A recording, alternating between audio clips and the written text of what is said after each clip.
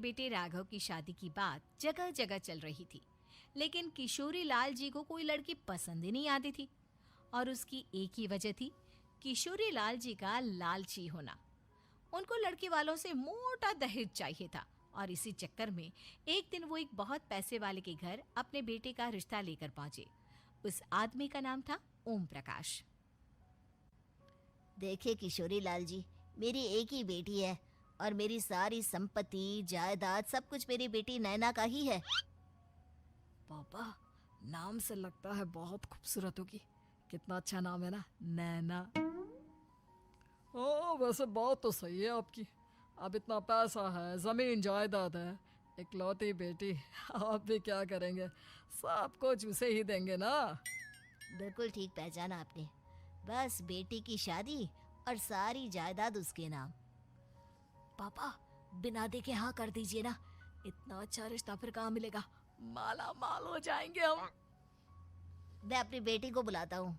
अरे नहीं नहीं नहीं नहीं, आपकी बेटी का नाम नैना है, सुनकर ही लगता है बहुत सुंदर होगी।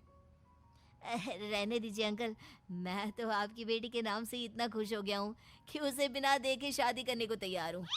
अब तो मैं उसका चेहरा सीधे शादी के बाद ही देखूंगा। और इस तरह राघव नैना का चेहरा नहीं देखता और उससे शादी कर लेता है। शादी के बाद अपनी सुहाग रात पर जब राघव नैना का घूंघट उठाकर देखता है तो नैना की आंखें बंद थी। कितने खूबसूरत हो तुम नैना, जरा अपनी आंखें खोलकर मेरी तरफ देखो तो सही। नहीं, मुझे शर्म आती है। अरे, मैंने तुम्हें शादी से पहले भी नहीं देखा, और अब अगर तुम आंखें खोलकर मुझे देखोगी भी नहीं तो मुझे अच्छा कैसे लगेगा? इससे पहले कि नैना अपनी आंखें खोलकर राघव की तरफ देखती, अचानक से लाइट चली गई और राघव नैना को पूरी तरह से देख भी नहीं पाया। अगली सुबह नैना राघव के लिए नाश्ता बनाकर लेकर आई। अरे ये क्या, आधा पराठा सेका हुआ है और आधा बिल्कुल कच्चा।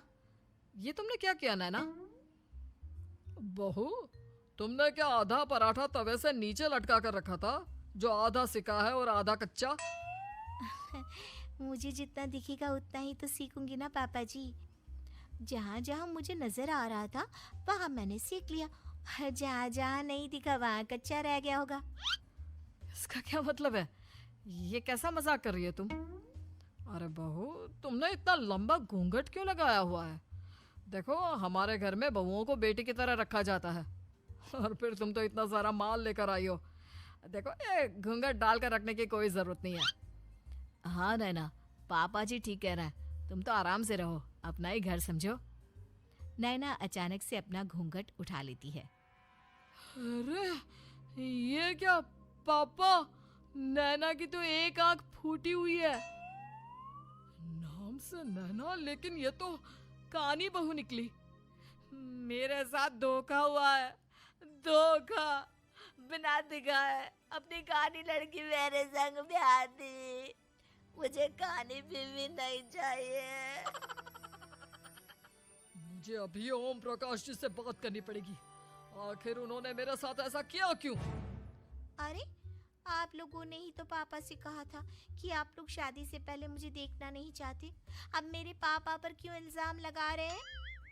अरे लेकिन उन्हें बताना तो चाहिए था ना कि तुम कहानी हो, एक आंख से तुम्हें दिखाई नहीं देता। किशोरी लाल और राघव नाराज होकर ओम प्रकाश को अपने घर बुलाते हैं। पापा जी, ये आपने क्या किया? शादी से पहले बताया क्यों नहीं कि नैना की आंखों में परेशानी है? अरे, आप ही ने तो लड़की देखने से मना कर दिया था। और लेकिन आप बता तो सकते थे। आपको तो हमारी बेटी की प्रॉपर्टी चाहिए थी, वो भी पूरी की पूरी। अब क्या हुआ अगर उसे आधा दिखाई देता है? प्रॉपर्टी तो आपको पूरी मिल गई ना। अरे ये क्या बात हुई?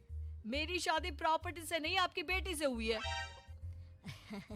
अब ये तो पहले सोचना चाहिए था, तब तो मेरी प्रॉपर्टी देखकर तुम्हारी जुबान लप लपा रही थी।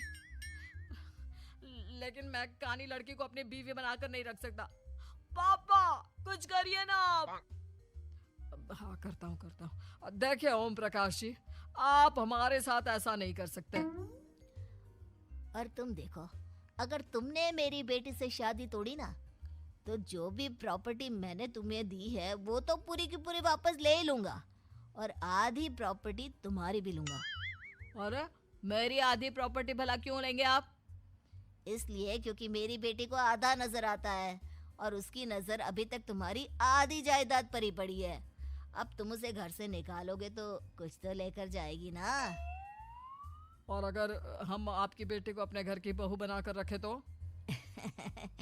तो तुम्हारी पूरी प्रॉपर्टी तुम्हारी ही रहेगी और जो मैंने तुम्हें दिया है ना उसमें से बस मैं आधा लेकर जाऊंगा। अरे लेकिन अब आप अपनी दी हुई प्रॉपर्टी में से आधी वापस क्यों लेकर जाएंगे? अगर मैं आपकी बेटी को अपनी पत्नी बनाकर रखने को तैयार हूं तो? इसलिए ताकि भविष्य में अगर तुम मेरी बेटी को धोखा दो तो उसके पास कुछ तो रहे जो पति का हो। वैसे मेरे पास तो बहुत कुछ है लेकिन अपने पति की कोई निशानी तो उसके पास होनी चाहिए ना। अब अगर तुमने मेरी बेटी को कानी कहा तो तुम्हें प्रॉपर्टी भी कानी ही मिलेगी, पूरी नहीं। जमाए राजा। किशोरी लाल और राघव समझ चुके थे कि वो बुरी तरह फंस चुके हैं और अब उनके पास वहां से निकलने का कोई चारा नहीं है। अब समझ में आया ना, लालच बुरी बला होती है। एक तो तुम्हें प्रॉपर्टी मिली, ऊपर से बीवी मिली, उसमें तुम्हें नखरे भी दिखाने हैं। आए बड़े।